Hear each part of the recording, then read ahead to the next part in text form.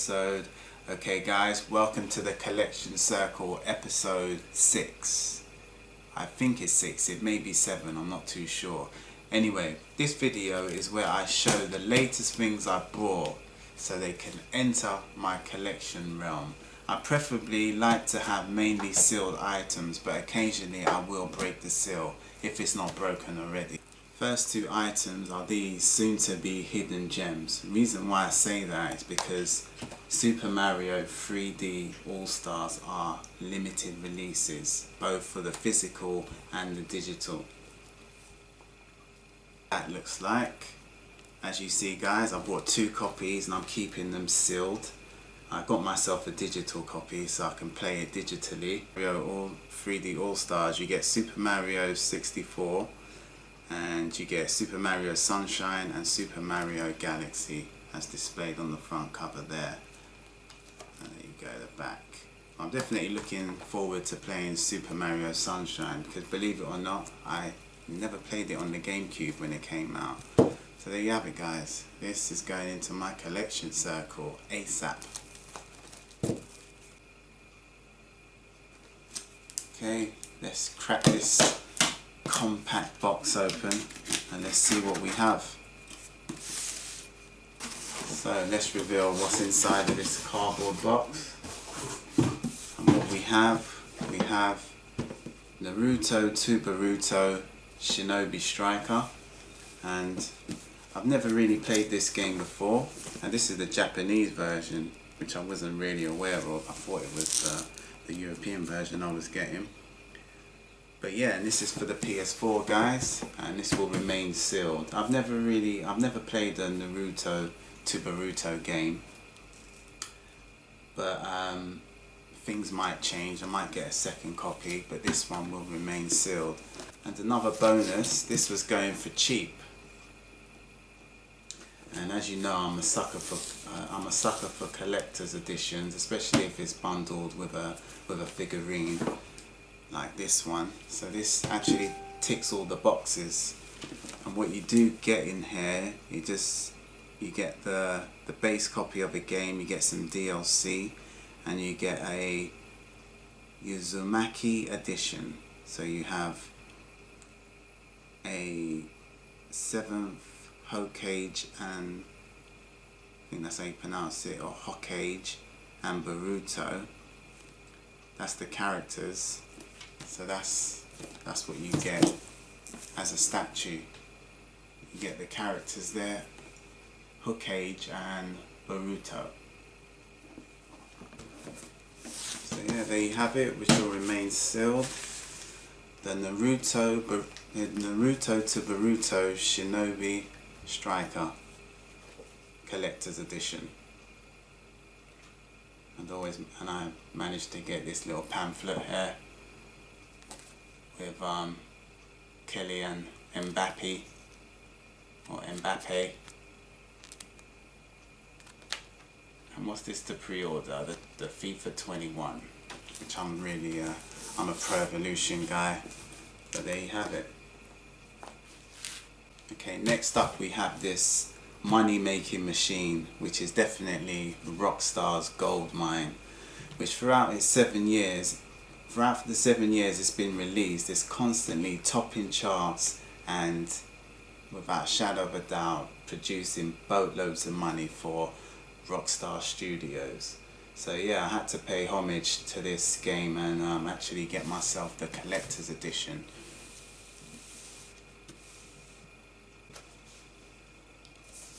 Okay, as you see, this is for the 360, and we get the mandatory steelbook case, which is always compulsory for me to obtain in any collector's edition. And like I say, we got more fantastic artwork of all the characters there. I can't even remember all the names. I know that's Trevor. I can't remember the rest of them. Michael. I can't remember his name. Wasn't really featured in much, but I can't remember his name. Then at the back we have some more superb artwork. And we have 2 discs. One to play and one to install.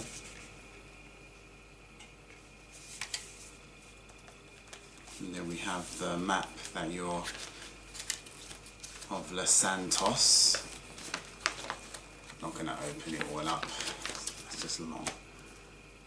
And we have a few little, oh, we've got this old school Xbox Live. This is a bit of a memorabilia here, and it hasn't even been scratched off yet. And then we have the iconic instruction manuals, which are very hard to find in any games these days. So that's quite a good selection of assets you actually get inside of this steelbook. As we go deeper into the rabbit hole, as they say. So once we flip the lid, artwork poster there of all the characters, or some of the characters. Yeah, they're all the characters in the game. Look at that artwork, guys. This artwork just looks fantastic.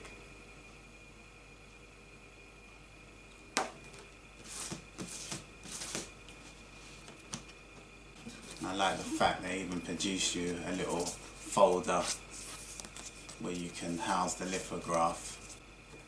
Okay, then we have the Santos hat. Very stylish.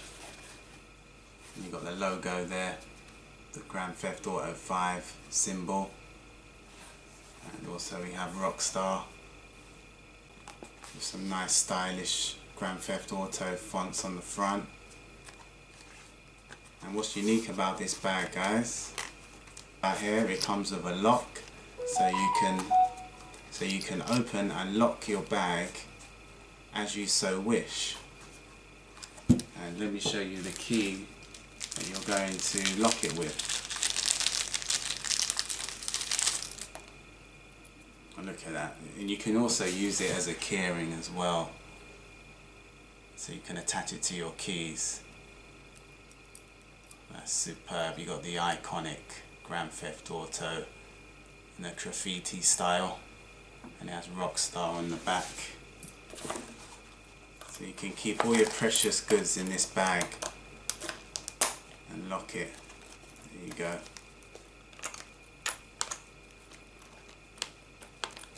Simple to use as well. So have the Grand Theft Auto bag and the Grand Theft Auto stylish hat there. And then last but not least, we have something I don't have a clue about. I'll soon find out. And it's just a massive map of Los Santos, I gather. It's pretty much in a blueprint kind of style. But yeah, so you might have some extra perks there. Might show you where certain hidden things are, as I see some red markers there. And yeah, we have some red pen marks circling certain areas on the map and pinpointing certain areas, as I see there.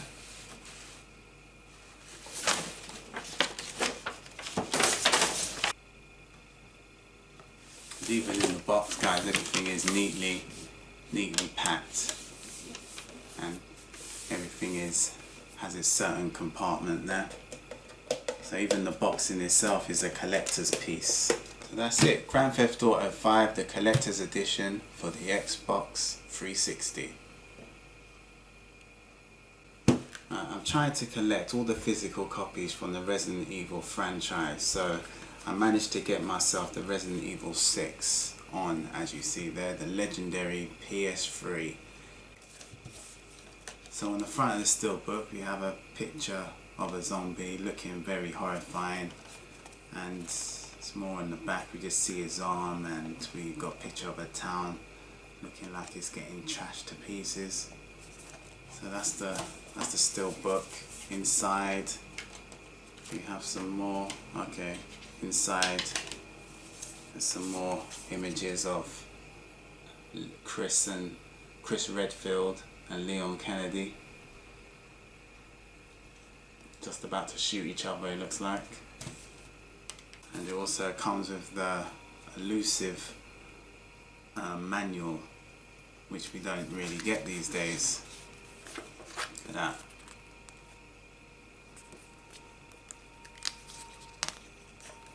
Glimpse of how things used to be.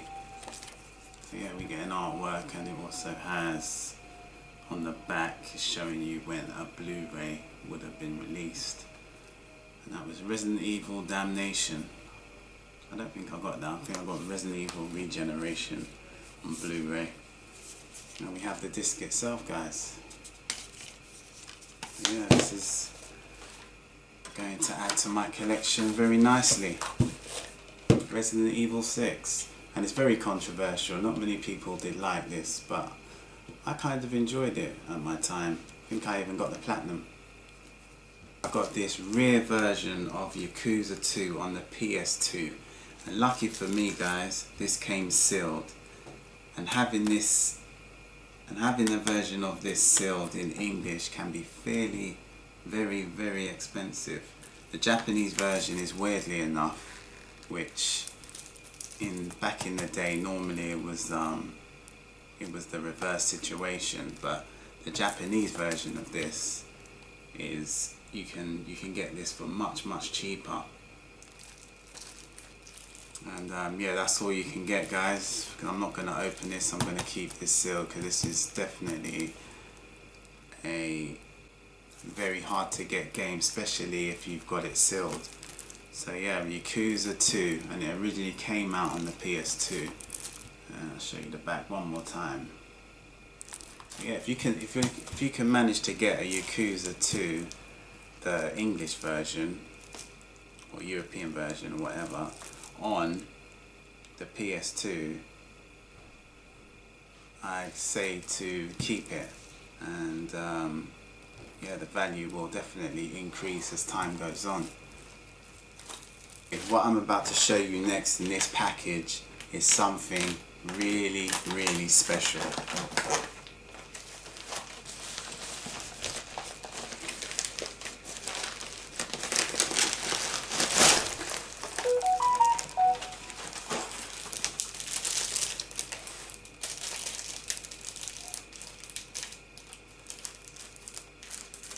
And not only is it special, it's extremely rare as well. And not many people know about this version. So right off the bat, this has got sent straight from Japan, and this ain't supposed to be part of the bundle, but I got sent this from Japan. I don't know what the hell it is, so answers in the comment section down below if you know what this actually means in Japan. Do I just hang it on my wall? Or God knows what this is supposed to be. Okay, so what we have here, guys, we have the gold Famicom Mini Classic. Now this is known as the NES Classic in the West. So this is the Japanese version, and it's the Shonen Jump 50th anniversary edition.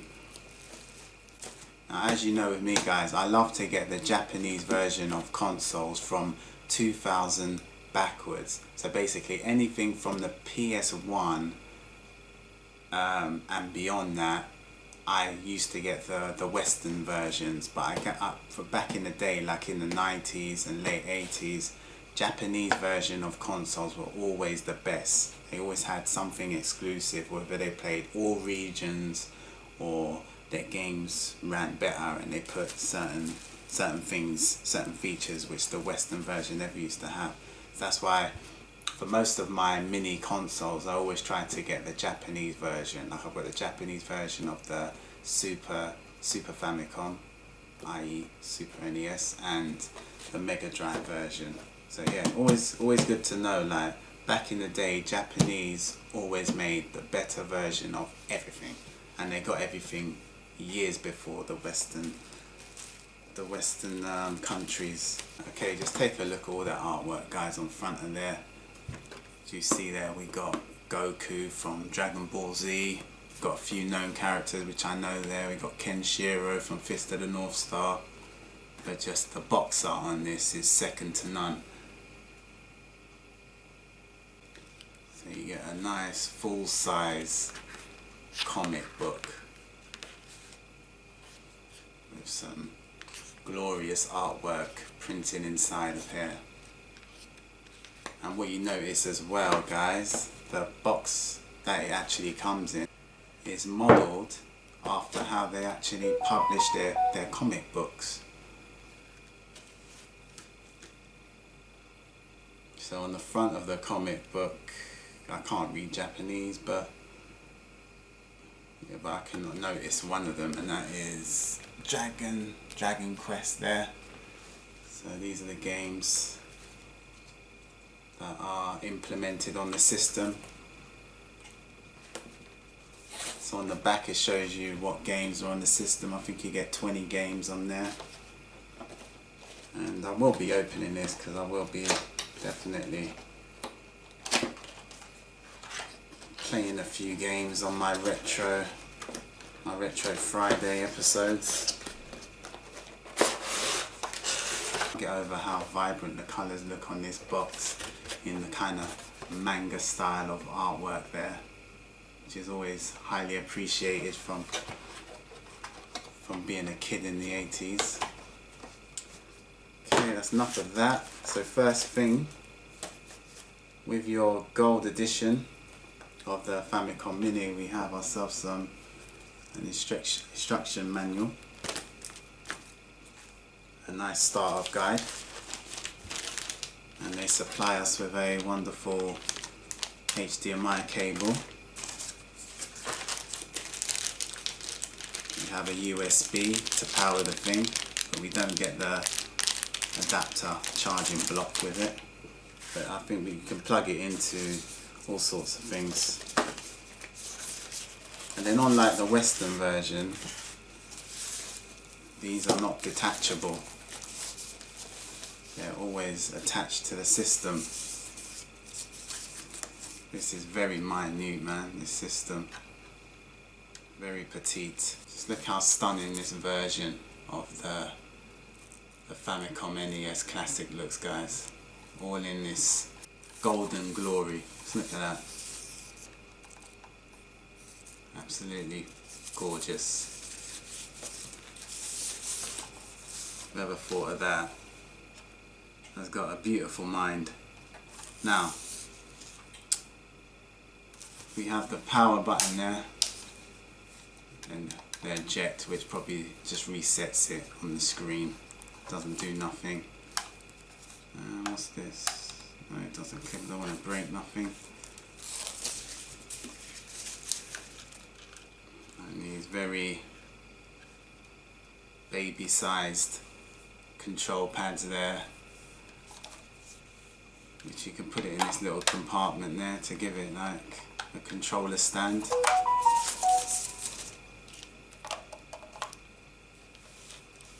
So we have a controller holder on the side of the system. But yeah, that's pretty much it. And on the back we have the USB input. the USB input for the power, and we have the HDMI input for your TV. And when everything is like packed together, it does look very pretty.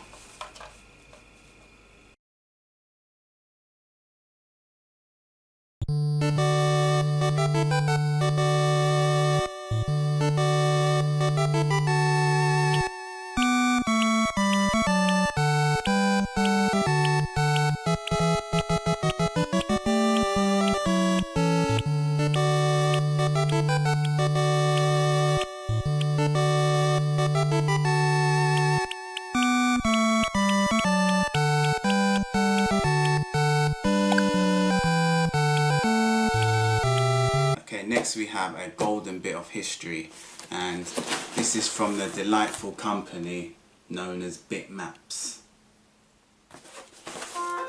Just check out their packaging, guys. Got some 8-bit images on the outside of the cardboard packaging in all black and white glory there.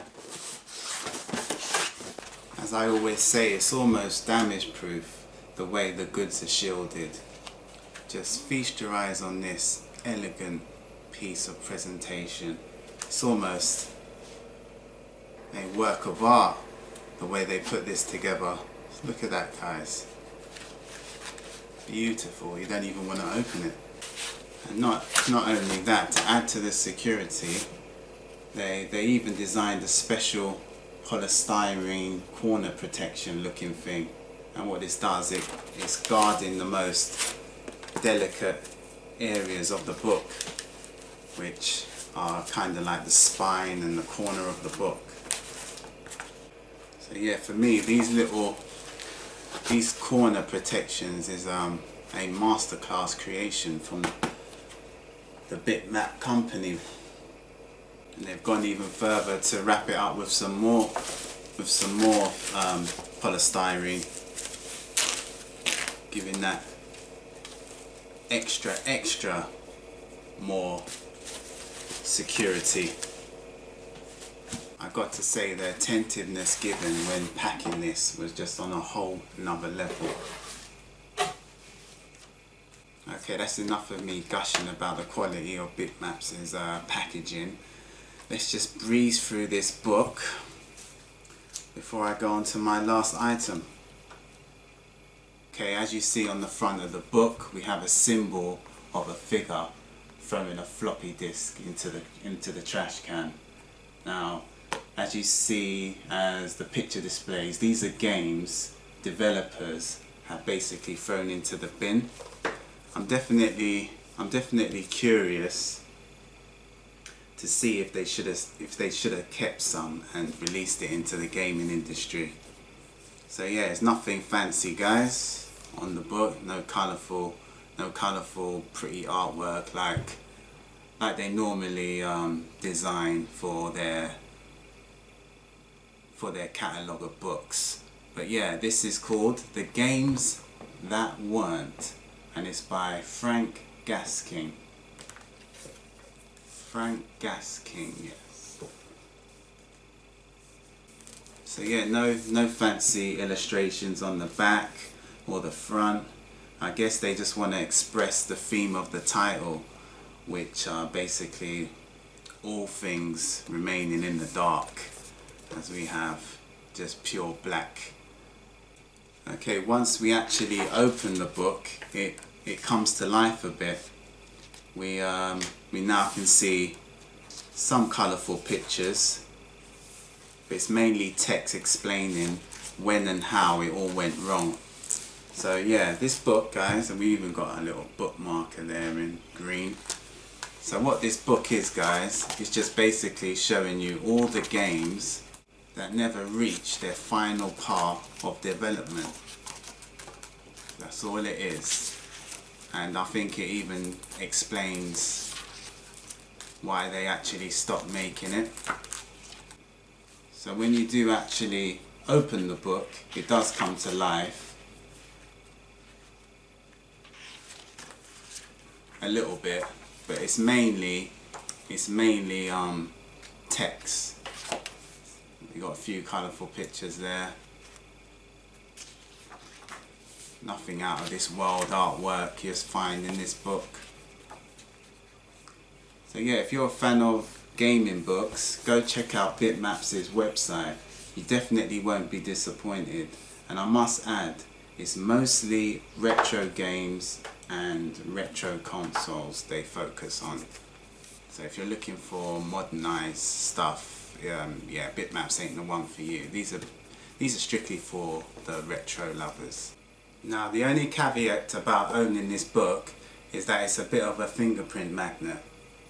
You may be able to see the marks on your screen now, so all I have to say is just beware of greasy fingers. Last but not least, guys, we have this bad boy here, and what this is, it needs no introduction.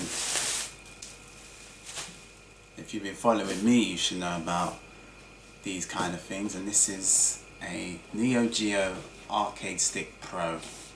And also they printed their own personal slogan on the box, which is "Carry on the legacy," and you'll find it around the sides of the box.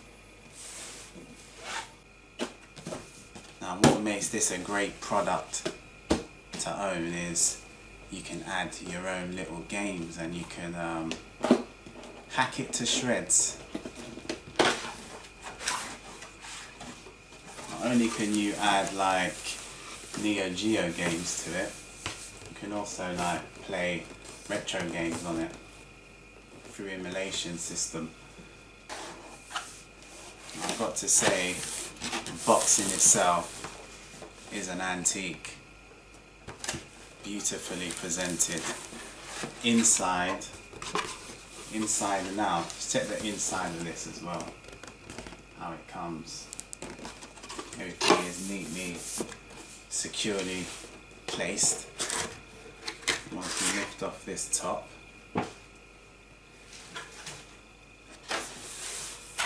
we can get out the actual system itself.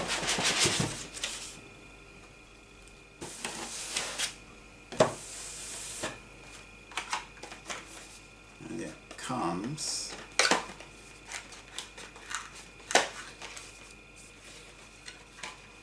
in this white glamorous box here. We get ourselves the power lead, and it's USB-C. And also we have these little things here where you can put it on the base of the console to give it that extra grip. Some padded kind of feet sticker things. And obviously we have an instruction manual. Nothing too fancy there. And once we reveal the actual system itself,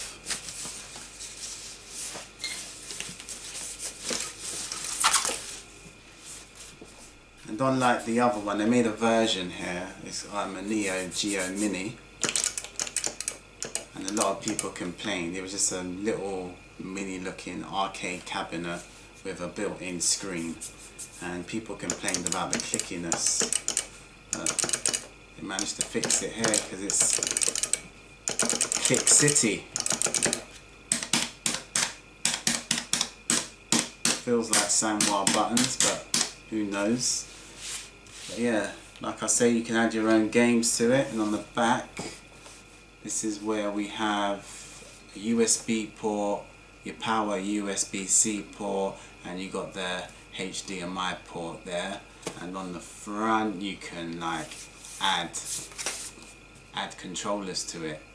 So if you don't really want to play with the arcade stick, you can buy yourself a little micro pad and connect it to your arcade stick. Now, and also on the front you got a headphone jack. And around the sides, guys, there we have it. You can pause the video and see all the buttons there. But basically you got turbo, you got your start, and we got some other buttons here which you can also connect this to certain systems like the Switch and the PS4, I think, or one of the two. But yeah, we just got turbo, option, select and start. So that's good. You can hook this up to certain game consoles. I don't know if PCs are included in it. That's another bonus that comes of having one of these arcade sticks. You can hook it up and play Street Fighter on your console, Fatal Fury or whatever, Tekken 7, Soul Calibur. That's another thing. So yeah, so initially this comes with only 20 games. I can't remember the games, does it say it here? So yeah, it comes with 20 games, like they're mostly fighting games like The Art of Fighting, Fatal Fury, World Heroes. But like I say, you can add your own games to it if you just search around on YouTube. It'll show you how to do it. I've got about 150, between 150 and 200 original Neo Geo games stored on this already. And yeah, like it says there, you can even hook this up to a Neo Geo Mini. And this is what the Neo Geo Minis look like. It's like an arcade cabinet there. So you can hook this up to your Neo Geo Mini and also play it. Which I don't know why you want to do that, but this is good. If you got one of these, you can hook it up to the big screen.